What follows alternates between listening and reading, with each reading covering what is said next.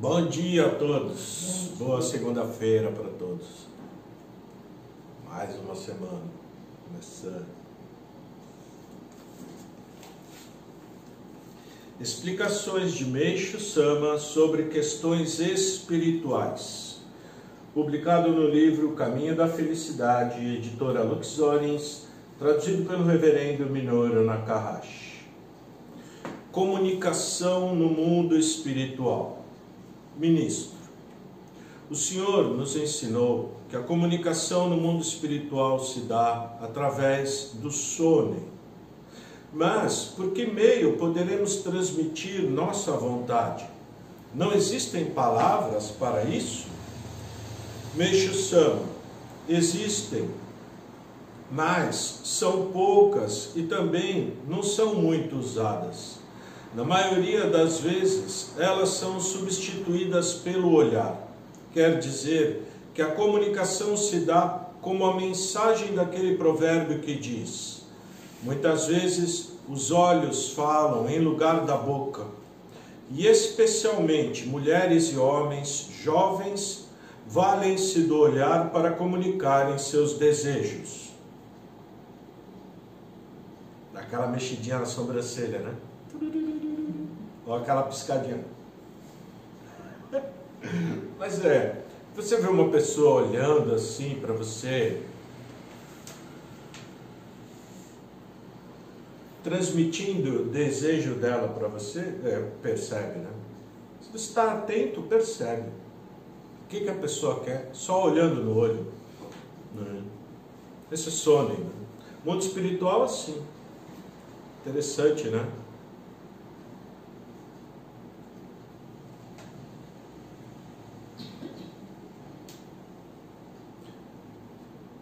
Aqui não. Aqui, mesmo falando, não, nem falando, não comunica. Não comunica. Não é? 10 vezes falar alguma coisa, 10 vezes não adiantando falar. Porque não comunica. Né? Interessante. Lá não. Olhou, já sabe.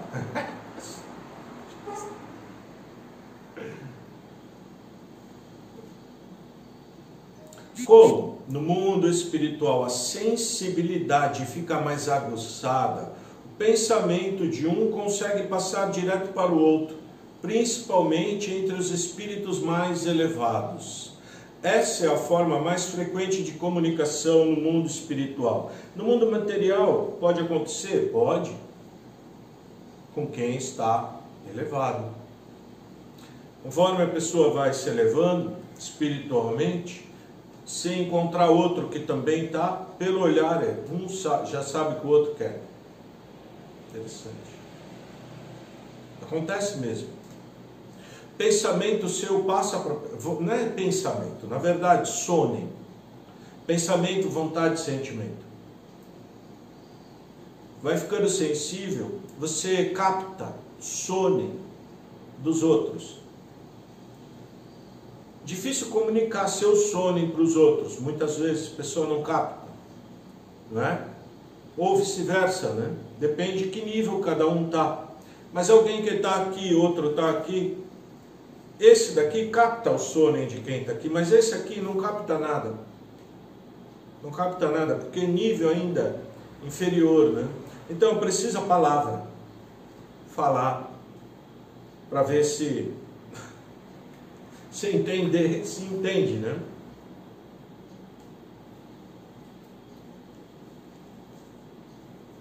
Isso é muito interessante. Muito interessante. Eu descobri isso em 2008. Né? Descobri assim, porque experienciando isso, vivendo isso. Né? A pessoa pensava, eu fazia. Uma pessoa queria alguma coisa, né? Então, aquela vontade, eu captava, mas sem saber que a pessoa queria, né? Não é que eu falo, tal pessoa quer. Não. Eu simplesmente fazia aquilo que a pessoa queria. Aí depois a pessoa falava para mim, né? Reverendo, tava esse sono. Ele falava assim, você pegou sono. Até que chegou um dia que eu consegui também comunicar alguma coisa para ele. Perguntei depois, o senhor... Aí ele falou assim, eu entendi. Era assim, era como um tipo de um retiro espiritual, né? Que você dedicando todo dia durante alguns anos, todo dia, durante anos. Não voltava para casa, como internado dentro da igreja, né? Dentro do templo. Aí sensibilidade muda, né? Porque você não tem mais contato com o mundo externo. Seu contato é todo ali dentro do templo. Aí tira, interessante, viu? Um dia eu tiver a oportunidade, alguém de ficar, né? Algum templo, algum lugar, durante um período maior, pelo menos um mês no mínimo. Menos que isso, muito difícil. Também, como ser humano, com o ser humano vivo, ocorre algo semelhante. Há pessoas que captam com bastante facilidade a intenção de quem está falando. No entanto, para outras, torna-se necessário repetir várias vezes, até chegarem a entender a mensagem que se quer transmitir. Na verdade, o que aconteceu nesses casos foi a perda da sensibilidade espiritual devido à prática de erros e maldades. Então, conforme a gente vai errando e cometendo maldade, a gente não vai ficando surdo. Alguém fica falando. A gente estudou semana passada sobre o espírito protetor. Ele fica o tempo inteiro falando, faz isso, não faz isso, faz isso, não faça isso. E o secundário também, né? O secundário não é tanto falando, é mexendo na vontade, mas é vontade. Mas se a pessoa tiver muita mácula, então ele vem na cabeça. Aí, nossa, aí danou tudo. Mas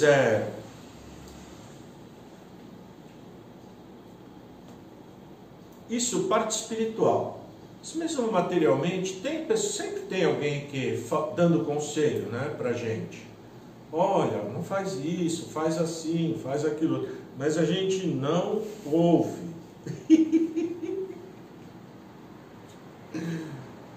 Sempre cometendo o mesmo erro. Não muda. Interessante, não?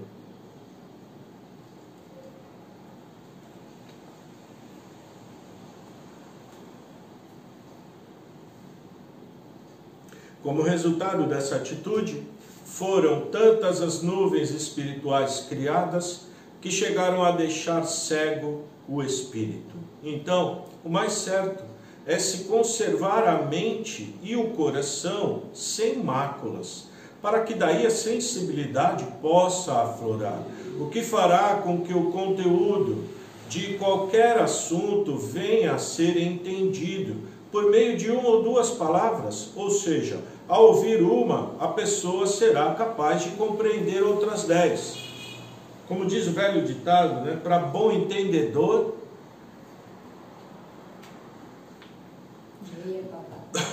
Aí, entendeu, tá vendo? Não precisa nem falar o ditado inteiro. É porque isso é famoso, né? Mas, quando a gente é bom entendedor,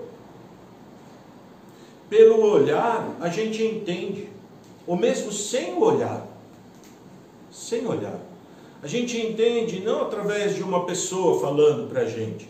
A gente entende através da nossa própria consciência aquilo que deve fazer ou não deve fazer. E segue, né? Segue. Mas quando a gente é desligado, nossa consciência tem botão, liga, desliga. A maioria do tempo, botão da consciência é desligado. Inconsciente, agindo inconscientemente, Simplesmente agindo, fazendo isso, fazendo aquilo outro. Não pensando se... Não está prestando atenção em si mesmo. O que eu estou fazendo. Está certo, está errado, não está? Né? Não, desatento. Aí errando, criando mácula. Aí ficando surdo, ficando cego, espiritualmente. Assim mesmo. Assim é normal. Hoje em dia, isso é normal. O excepcional é quem está consciente. Isso é excepcional. É uma exceção. Uma rara exceção. São pouquíssimos que estão com o olho do espírito aberto, né? Com o ouvido atento, não ouvido material, ouvido espiritual, pegando intuição e consciência desperta. O botão da consciência está ligado o tempo todo. Isso é muito difícil, muito difícil, muito difícil. Pelo menos para mim é, né? Não sei para vocês, talvez vocês estão melhor que eu, pode ser, né? Mas eu vejo, muitas vezes, eu me pego no erro assim. Nossa, não era para fazer assim, é de outro jeito, não é? Mas erros grandes, esse sim, já conseguindo evitar. Mas é pequeno ainda cometendo. Pequenos erros, pequenas coisas. Esse é assim mesmo, né? Assim mesmo. Mas também, por outro lado, conseguindo fazer muita coisa direitinho, certo? Porque a gente não tem um lado só. Então, se você errou uma coisa, você é mau. Você é ruim. Não, você cometeu um erro. Também você fez uma coisa, então eu sou bom. Não, também não é. A gente está no meio, entre um e outro. Grande maioria. Uns um pouco mais para bem, outros mais. Ainda precisa evoluir, né? Mais espiritualmente. Mas é uma prática, né? Isso é uma prática diária. É uma prática vitalícia. É para a vida inteira você buscar estar consciente do que você está fazendo, de como está seu estado de espírito. Estou calmo, estou nervoso, né? Se eu estiver calmo, eu posso fazer o que eu quiser, porque tendência é dar certo. Mas se eu com pressa é inimigo da perfeição, né? Se com pressa, ou agitado, eufórico, né? Tem pessoa que vai da euforia à depressão em 1 minuto. Incrível. Ou está super feliz ou super triste. Nunca é meio. A Shama falava tanto, né? Caminho do meio. Não vai para os extremos. Meio é melhor. Viu que está indo muito para um lado, volta. Puxa. Você mesmo puxa, né? Porque se você não puxa, alguma coisa vem e dá em você para você voltar. Igual o pimbolim, né? Você está indo muito para lá e bate. Pá, pá, pá. E você fica apanhando da vida. Apanha de um lado, apanha do outro. E é ruim viver assim, cansa, né? Cansa. Só apanhando. Mas é culpa nossa mesmo. Indo o caminho errado. Não é? Indo o caminho onde tem espinho, tem pedra. Tem caminho tão cheio de flor para a gente andar. Mas só que você não tem que prestar atenção. Tem que estar desperto. Aí caminho vai bem. Senão o caminho é se arranhando, tropeçando, caindo, não é? Simplesmente desatento ao próprio estado de espírito e às intuições que o nosso protetor, nosso anjinho da guarda, Fica o tempo todo, né? Não faz isso, que isso é ruim. Isso vai te prejudicar. Ele fala, mas é ouvido surdo. Surdo. Não capta. Às vezes até capta, mas capta num momento que você está tão nervoso que é capaz de mandar ele, vai embora daqui. Eu quero fazer, porque ego é terrível. Eu quero fazer o que eu acho que é bom. Não quero conselho. Dispensando o conselho do próprio protetor. É sinal que o secundário está dominando, né? Dominando. Tudo isso a gente tem que se analisar. Se analisar. Analisar a si mesmo.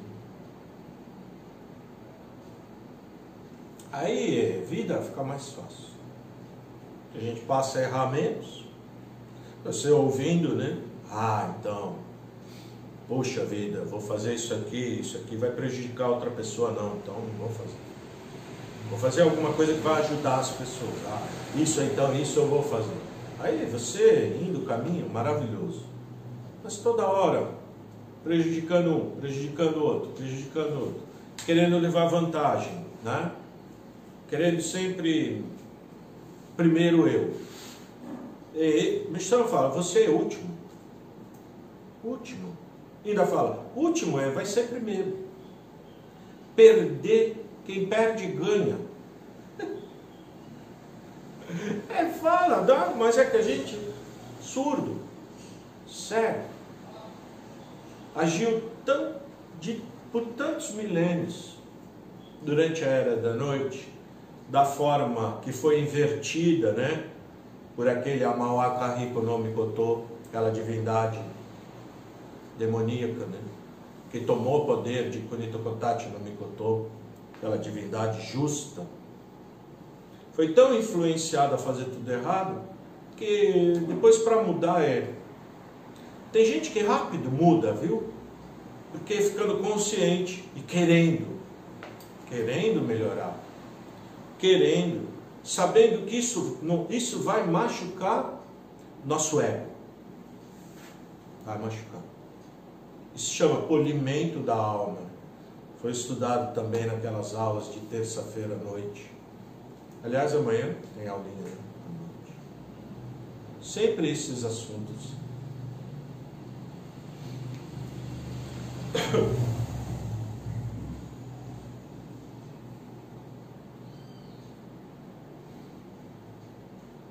Nos dias de hoje, contudo, as pessoas escutam 10 palavras, mas não sei se têm condições de captar uma sequer.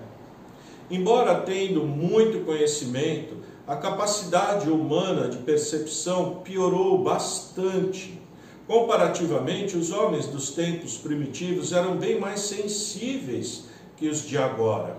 Devido à educação materialista que recebem, os homens de hoje perderam a ideia de Deus e por isso já não são mais capazes de compreender as coisas com simplicidade. É certo, porém, que todas as pessoas ainda são possuidoras de um certo grau de percepção para captar o pensamento alheio. Mas atualmente esse dom vem sendo negligenciado. Eu mesmo, por exemplo, capto com frequência o pensamento de alguém a quem esteja ligado por fios espirituais, mesmo que me encontre distante, e tal fato só se concretiza porque minha sensibilidade espiritual continua bastante aguçada. Bom, Meixo Sama tinha uma sensibilidade espiritual que difícil alcançar como ele alcançou, mas principalmente parente, a gente um exemplo é mãe e filho. Filho, qualquer coisa a mãe percebe. Estado espiritual, está bom, está ruim, já pergunta o que aconteceu. Filho querendo esconder, né? Que aconteceu alguma coisa. Mãe percebe. Pode ser o maior ator, disfarçar, mãe percebe. Pai às vezes é mais difícil. Mas é mãe incrível, né? Incrível. Porque ligação de mãe com filho é muito forte, né? Mas isso é uma coisa que dá para desenvolver para os outros. Todas as pessoas que a gente tem fio espiritual, é possível captar sono. Fácil, muitas vezes fica nítido. Você sabe. Interessante, né? Isso ajuda bastante para a gente, no sentido de ajudar, né, as pessoas. Facilita. E você sabe se a pessoa está sentindo mal, sentindo bem, sabe se está feliz, está triste. Mesmo ela querendo desfazer, você sabe. Aí você vai lá, faz uma graça, tá, ajuda, faz jorei, né? A pessoa já anima. Ela não contou nada para você do que aconteceu, né? Mas você sabe, alguma coisa aconteceu. Porque está tão... Você sente, fica sensível, sabe, né? Não é alguém falou. A hora que aconteceu, você já sabia. Interessante, né? Quantas vezes mãe está em casa, aí começa, ai, aconteceu alguma coisa com meu filho, aí o filho chega em casa e fala, ai mãe, olha o que aconteceu, isso. Eu estava aqui sentindo, não é? Normal isso daí, entre mães. Minha mãe era muito assim, muito. Tudo que acontecia comigo ela sabia. Eu falava, não sei, essa mulher tem parte com alguma coisa. Como é que ela sabe, né? Eu aprontava, o que mais era quando eu aprontava. Ela sabia. Ela olhava para minha cara e falava, o que tu aprontou? Eu ficava olhando, falava, ô bruxa velha. Como é que ela sabe? Interessante, né?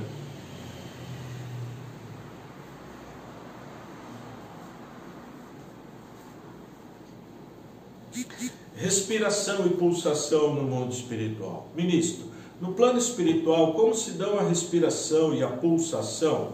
Meixo Sama, continuam idênticas às existentes no mundo material.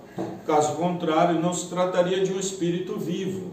Ou seja, mundo espiritual, a pessoa morre, o coração continua batendo e a pessoa continua respirando. Às vezes com dificuldade, né? Depende de